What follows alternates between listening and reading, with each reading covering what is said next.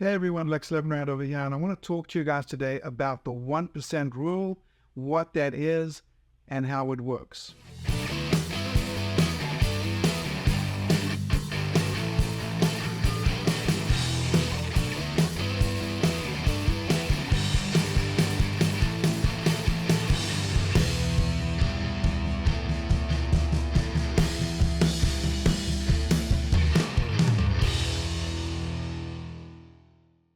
Okay, the 1% rule or the 100 times rent rule is pretty straightforward. It's a back of the envelope math that is used by real estate investors for many, many years. And all it's doing is saying you should not pay more than 100 times rent for a property, right? So if a property rents for, let's say, $2,000 a month, you shouldn't pay more than $200,000 for that property. Now, how it works in reality, I'm going to go ahead and pull up Google's mortgage calculator, and I'm going to plug in today's rate. So I'm going to put a $200,000 purchase price with a 30-year fixed mortgage, and it's showing Google's rate today showing 7.6% and a monthly payment of $1,415. All right, so that's today's rates, meaning if you were to buy their property and you just had a regular 30-year fixed mortgage at 7.62%, your monthly payment would be $1,415. Now keep in mind that that monthly payment does not include taxes and insurance. You can actually use Google's calculator to include taxes and fees. And so we can say, let's say as an example, if you were a traditional home buyer and you were buying a house for $250,000 and you had a $50,000 down payment, and which is 20% down, and you were doing a 30-year fixed mortgage at 7.62%. If you lived in the state of Florida and your credit score is between 700 and 719, your property taxes would be approximately $3,100 a year. Home insurance would say $875 a year. Now, I can tell you using Google's calculator that those numbers are not correct. I'm going to go and plug numbers in that are correct. Usually it's about a 1.25% on the value of the home. So $250,000 home would be at minimum $3,000 a year. And let's say you don't need PMI, private mortgage insurance, and let's say property taxes. It's saying, I'm going to say a 2% value.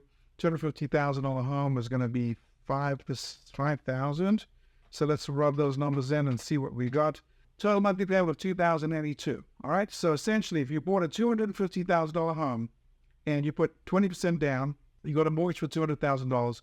Your payment all in would be about $2,082 a month. Now, if you could rent that house out for $2,000, which you could, at least here in Florida, then you would at least be covering your overhead and breaking even, right? So it's a rule of thumb, basic math that says don't pay more than 100 times rent. So, for example, if that house rented for $2,000 a month and you decided to pay $350,000 or $400,000 for it, then if I plug those same numbers in and I change that price to, let's say, $400,000, then what's going to happen is now your monthly payment is going to be $2,900 and you're only going to be getting $2,000 a month in rent. So you'd be losing $900 every single month, right? So it's a good rule of thumb calculator. Now, I have a lot of people who say to me, but Lex, right now, I cannot find houses that meet those variables, right? So as an example, if I pull up realtor.com, let's go ahead and put that up on the screen. And I put a market that I work in, let's say on the screen right now, I have Kissimmee, Florida. So let's go ahead and use that. And I'm just going to go real quick and I'm going to sort by low to high using single family homes. So I'll change the sort by relevant listings down to lowest price. And then I'm going to change property type to single family home. And I'm going to go to listing status and I'm going to say, show me existing homes and high pendings and contingents. And so I'll get a low to high sorting. I can see there's 184 homes for sale and I can look through them and I can see, okay, here's a house that's $239,000. There's a house that's $245,000. So let's use this $245,000 house, which is a 3-bedroom, 2-bathroom, and ask ourselves, well, how much could you rent that house for? So if you were to look, basic math, another site you could use is you could just use Zillow and you could just type in Kissimmee homes for rent. And you would find the Zillow link for that, okay? And you're going to go down houses for rent in Kissimmee, 407 homes for rent. And now, once again, what I'm going to do is I'm going to change the sort to low to high, okay? And I'm going to look and see where a 3-2 comes out at. And I'm also going to make sure that it's a house and not an apartment, which it is. And I can see now that going up here, we've got 2 1s at 1,500, 2 2, 1,600. Scrolling up some more, a 3 2 is 1,800. Here's another 3 to 1825. Suffice it to say that I would be pretty confident that we could get, 18, 1900, maybe 2000, right? So basically, in the 100 times rent rule would say, well, then you don't want to pay more than $200,000 for that property that's currently listed at 245, right? So that's how the 100 times rent rule works. And the important thing to understand about this is it's very, very susceptible to interest rates. So this is a back of an envelope calculation, which works generally, but keep in mind that rates at 3% or rates at 7% will make a huge difference. So as an example, if I go back to our mortgage calculator, right? So let's go ahead and type that in again. I'm going to put in mortgage calculator. And let's see, mortgage calculator. And now what I'm going to do is I'm going to change the purchase price on that home. Let's make it 245, like the example of the house we just saw on Zillow. And I'm going to say 30-year fixed, but I'm going to change interest rates. So let's say 3.5%. Now monthly payment is only $1,112. If I add taxes and insurance, let's say, go back to the changes, 245, 1, 2, 3. All right, so it's $1,200 with a $49,000 down. Property taxes would be, that's about right. Let's see, 2%. No, it's a little low. It would be $4,900. And let's say insurance is going to be probably around $4,000, right? So I like to just take 1.25, right? So if a house is worth $300,000, just multiply that by 1.25, drop the zeros, you'll get your annual insurance on average, and that works for Florida. Florida's most expensive state to insure, so those numbers are conservative for you guys that are watching. So basically, they'll put you out at a total monthly payment of $1,630. So meaning, if you had a 3.5% mortgage instead of a 7.5% mortgage, you could actually pay that price for the house and still be well within your numbers. All right. So the 1% rule is just a rule of thumb.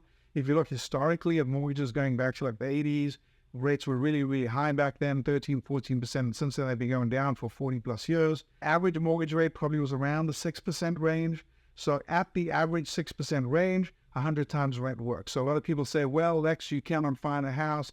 It's hard to find a house at the 1% rule. Well, here's the thing. In certain areas, it's more difficult than others. If you were to go to central areas, if you were to go to places like Cleveland or Columbus, Ohio, or Indianapolis, Philadelphia, etc., you may find a lot easier numbers than if you were, let's say, in South Florida and Miami, where it's virtually impossible to find those numbers. But you can find those numbers because just a simple pulling up of listings in Kissimmee showed that the first listing that came up was very, very close to those numbers, right? So question for you is, if you want to invest in real estate and you say, well, I like these numbers and they work, but I don't really like the idea of having to come up with the $49,000. The answer to that is learn how to buy these houses below market, because that house that's listed at 245 is a house that's in move-in condition. There's nothing wrong with it. Let's say the house next door to it had somebody who'd been living in it for many, many years, who had maybe passed away, became a probate situation. The house was full of trash and junk. Maybe there was a little bit of mold. Maybe they were a hoarder or something like that. That house may be in a situation where it could sell for a substantial discount. Maybe it could sell for $160 or $170. In a scenario like that, if you bought that house for cash using a private lender or a hard money lender, and you went in and you purchased it, let's say for $160 and fixed it up for, let's say, $30,000, and you entered it at $190, now it would look brand new inside, and you'd be able to turn around and you'd be able to easily rent it for more than those average rentals out there on Zillow, because your house would be in much better condition, and then you would easily match that 1% rule. More importantly, you'd be able to pull your money back out, right? Because the house would appraise for a lot more than you invested into it. So when you did a loan, the bank would give you back a lot of the money that you had put into that deal, allowing you to go on and do another deal. And that strategy, by the way, is called buy, repair, rent, refinance. So these tactics put together, understanding the 1% rule, understanding buy, repair, rent, refinance, is key to understanding real estate. And a lot of investors nowadays that are paying retail, you see Airbnbs where people are going in, they're buying a property, they're using regular retail conventional mortgages, and now it's not working as well as they wanted it to, so they're turning around and having to sell it. You won't run into those problems if you learn how to buy wholesale. And the first rule of thumb, a very quick rule of thumb, is the 100 times rent rule, right? So if a wholesaler sends me a list of 10 properties and they're all rented, the first thing I'm looking at is, what's the rental amount? He says, oh, this is a great triplex and you can bring in 4,000 a month. My asking price is 550. Well, off the top of my head, I'm thinking I'm not really interested in it unless it's bringing in, a cost of, let's say, 400,000 on 4,000 times rent. And where I'm getting that number from is 100 times rent, right? So guys, if you like this video, make sure you hit that like button. If you didn't like that video, that's okay too. If you want to see more videos like this, hit that subscribe button, and I look forward to seeing you on the next video.